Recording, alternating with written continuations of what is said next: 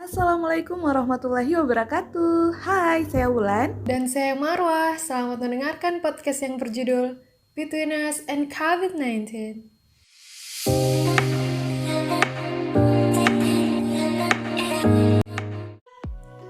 Ngomongin tentang peran masyarakat nih Wulan. Siapa sih masyarakat itu? Masyarakat adalah kita, Marwah, Ulan, dan kamu, whoever you are who is listening to us.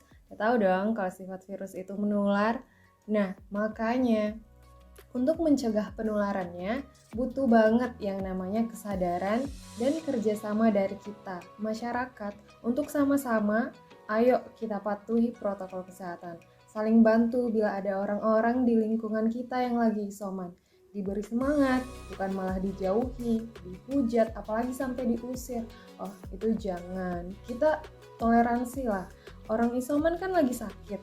Mereka juga pasti butuh dukungan moral dari kita untuk sembuh. Nah, itu tadi dalam ruang lingkup masyarakat yang luas. Sekarang, mari kita mulai dari lingkup terkecil, yaitu di dalam rumah kita sendiri. Bersama siapa kita tinggal, itulah keluarga kita. Maka menjadi tanggung jawab tiap individu untuk memastikan anggota keluarganya aman dari penularan virus.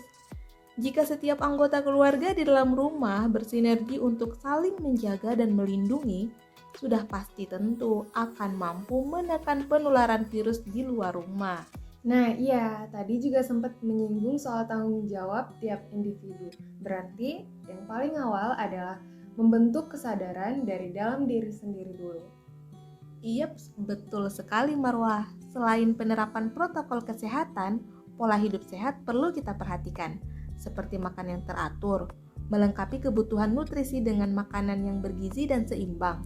Soal pola hidup sehat ini sebenarnya sih sudah menjadi kebutuhan, ada dan tidak adanya COVID-19, apalagi di era pandemi seperti sekarang ini. Tapi Ulan, gimana tuh sama orang-orang yang katakanlah mereka nggak mampu untuk memenuhi kebutuhan sehari-harinya, seperti untuk makan atau minum? Ya kan makanan yang sehat dan bergizi tidak berarti harus mewah, banyak, dan mahal kan? Meskipun sederhana, yang penting bisa cukup memenuhi nutrisi dalam tubuh. Ingat, yang paling penting itu kualitasnya, bukan kuantitasnya. Dalam artian gizi yang terkandung di dalamnya harus seimbang. Syukurnya nih ya, masih banyak masyarakat kita yang memiliki kepedulian untuk membantu orang tak mampu. Bahkan, sejak bulan Juli kemarin, pemerintah juga telah berhasil menyalurkan bantuan sosialnya ke tiap-tiap daerah. Anyways, selain memenuhi kebutuhan nutrisi nih, olahraga yang teratur juga penting dong. Iya, benar sekali. Terlalu sibuk bekerja dan kuliah dari rumah, jangan sampai membuat kita lupa untuk bergerak lebih alias olahraga. Bukan pandemi saja, olahraga itu perlu ya, apalagi di masa pandemi seperti saat ini.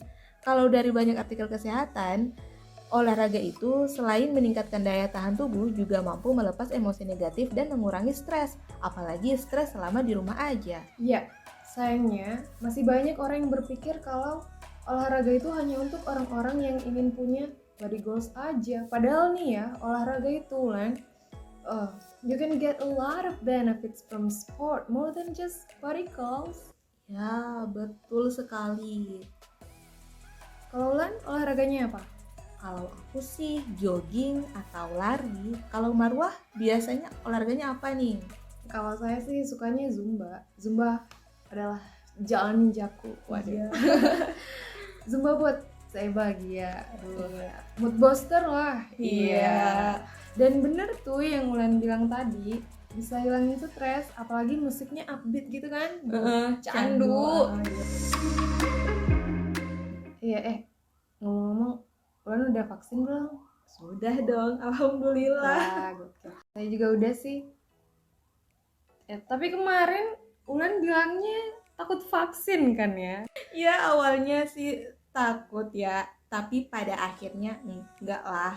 Jika para nakes yang sudah berjuang saja percaya terhadap vaksin, mengapa kita sebagai masyarakat tidak, ya kan? Setidaknya kita juga harus menghargai usaha pemerintah yang telah memberikan vaksin gratis kepada masyarakat. Betul. Apalagi dalam klasifikasi status di masyarakat, kita tergolong sebagai mahasiswa, ya kan? Maka sebagai orang terpelajar, sudah termasuk peran kita untuk ikut membantu pemerintah dan nakes mengampanyekan gerakan berani vaksin ini. Sebenarnya jujur ya, saya juga masih heran kenapa ya masih ada masyarakat yang takut divaksin. Padahal ya, sebelum mereka divaksin kan akan ditanyai terlebih dahulu. Jika ada riwayat penyakit ya tidak mungkin kan akan langsung divaksin. Gimana nih Wak, yang lebih tahu soal vaksin? Mungkin bisa bantu dijelaskan nih. Permisi.